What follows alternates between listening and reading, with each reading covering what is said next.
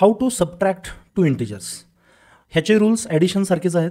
जर base same असतील तर तुम्ही न्युमरेटर्सना डायरेक्टली सबट्रॅक्ट करू शकता, जसं तुम्ही डायरेक्टली ॲड करू शकत होता. सो आपण डायरेक्टली न्यूमरिकलपासून किंवा क्वेश्चन्सपासून सुरुवात केली तरी चालू शकते. सो ह्या क्वेश्चनमध्ये दोघांचा बेस सेम आहे. So will take it common आणि वर 7 - 4. So this will become 3/11.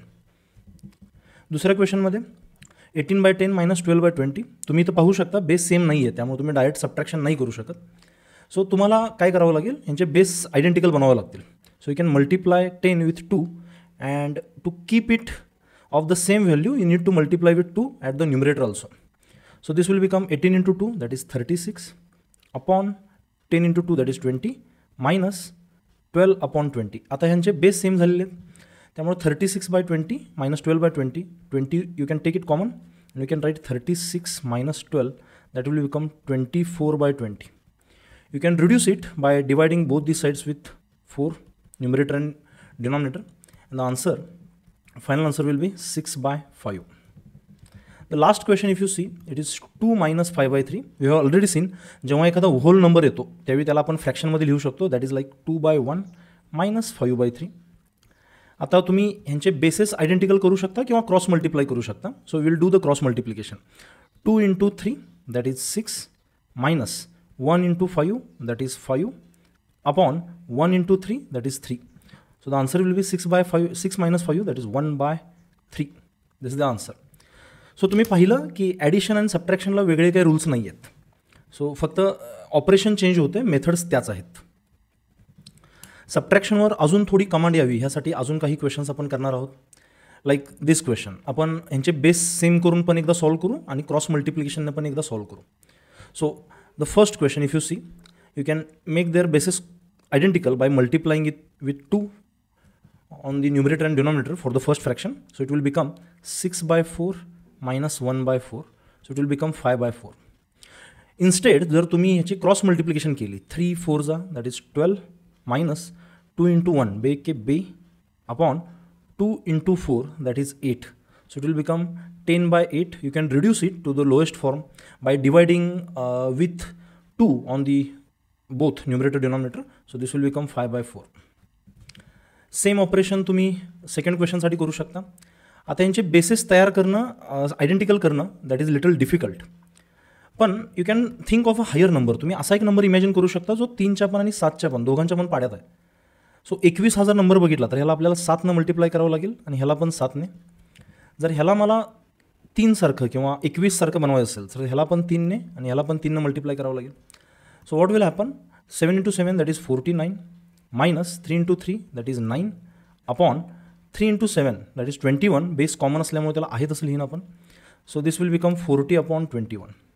Instead तुम्ही क्रॉस मल्टिप्लिकेशन केली, ॲक्च्युली तुम्ही इथं क्रॉस मल्टिप्लिकेशनच केलेली आहे, but for simplicity we will use the cross multiplication. 7 into 7 that is 49, minus 3 into 3 that is 9, upon 3 into 7 that is 21.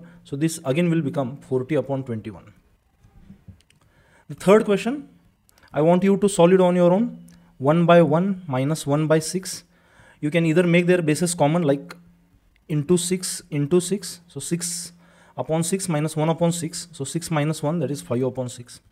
So similarly, try it with the cross multiplication. So 1 into 6, that is 6, minus 1 into 1, like this is 1 here. 1 into 1, that is 1, upon 1 into 6, that is 6. So 6 minus 1, that is 5/6.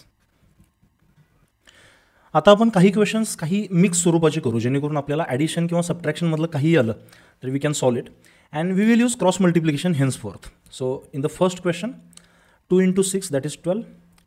There is addition of the fraction, so we will do the addition. 3 into 5 that is 15, upon 3 into 6 that is 18. So this will become 12 plus 15, that is 27/18. So you can reduce it by dividing with 3 or 9. Dividing with 9 will make it more smaller. So the 9 3s are and 9 2s are. So the answer is 3/2. For the second question, we can write 4/3 minus 1/1, and we can do this subtraction like this. 4 into 1, that is 4, minus 3 into 1, that is 3, upon 3 into 1, that is 3. So this will become 4 minus 1, 4 minus 3, that is 1, 1/3 will be the answer. The third question, I want you to try this. The answer for this question will be 7/6. Just try it out. Next, the fourth question. Let me. 1/5 minus 2/10. Here, instead of cross multiplication, आपण जर यांचे base common केले तर हे थोडं easy होऊ शकतं बघा. Like multiply with 2. Then it will become 2/10 minus 2/10. The answer will be 0. Next fifth question. आता बेस कॉमन करणं थोडंसं अवघड आहे, त्यामुळे आपण क्रॉस मल्टिप्लिकेशन यूज करू. 5 into 8 that is 40 minus 5 into 6 that is 30 upon 6 into 8 that is 48. So this will become 40 minus 30 that is 10 upon 48. Or we can write it as dividing with 2, it will become 5 upon 24. Last question, I want you to try this. If you think clearly, ह्यांना cross multiply करण्यापेक्षा यांचे base common करणं थोडं easy पडेल. So the answer to this question can be in reduced form, that will be 2/3. सो थिंक ऑफ दीज 2 questions and solve it on your own. Let's move to some more questions.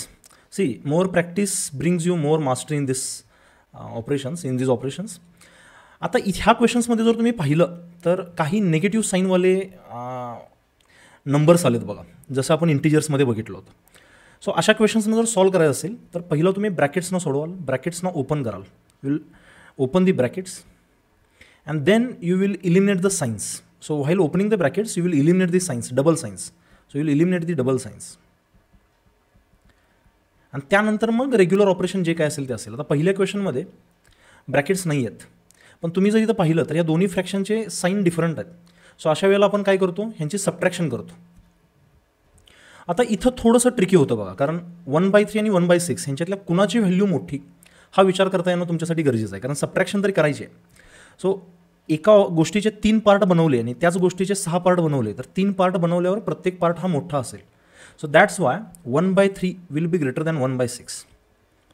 मग साईन डिफरंट असल्यामुळं आपण काय करतो की 1/3 मायनस 1/6 ही सबट्रॅक्शन करतो आणि मोठ्या संख्येची साईन ह्या सबट्रॅक्शनला देतो. सो यातली मोठी संख्या 1/3 आहे, सो त्याची साईन मायनस लागेल बाहेर. सो तुम्ही जर ह्यांची सबट्रॅक्शन केला 1 into 6 that is 6 minus 3 into 1 that is 3 upon 3 into 6 that is 18. So this will become minus 6 minus 3 that is 3 upon 16 3 upon 18 that will be 1/6. So this will be the answer. तुम्ही हेच numerical यांचे base common करून सुद्धा करू शकला असता. 3 ला 2 ने मल्टिप्लाय करून आणि 1 ला 2 ने मल्टिप्लाय करून, तरीसुद्धा हिला आन्सर थोडं लवकर आलं असतं. सेकंड क्वेश्चन, तुम्ही जर इथं पाहिलं तर ब्रॅकेट्स अवेलेबल आहेत, त्यामुळे आपण ब्रॅकेट्स ओपन करणं गरजेचं आहे. सो आपण पाहिलं आहे की जर एखादी सबट्रॅक्शन असेल you can convert in to addition आणि आतला नंबर हा रिव्हर्स होतो. सो निगेटिव्हचा पॉझिटिव्ह बनेल, किंवा अजून थोडं सोपं केलं तर हे मायनस आणि minus it will become positive. So the next step for this will become 1/5 minus minus that will become plus and that will B 2/10. So इथं तुम्हाला कुठला नंबर मोठा आहे हे डिसाईड करायची गरज नाही आहे, कारण आता आपण ॲडिशनसोबत खेळतो आहे. सो तुम्ही जर इथं बेसेस सेम केले तर it will become easy, because 5 ला 10 बनवणं सोपं आहे. So it will become 2/10 plus 2/10. So it will become 4/10. और we can write it as reduced फॉर्ममध्ये, ह्याला आपण असंही लिहू शकतो की 2/5.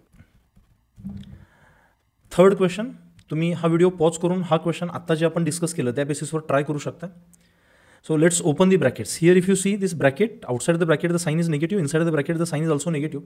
सो ही डबल साइन आपण इलिमिनेट करताना याच्याऐवजी आपण प्लस असं लिहू शकतो. So what we can write is minus 2/3 plus 2/10.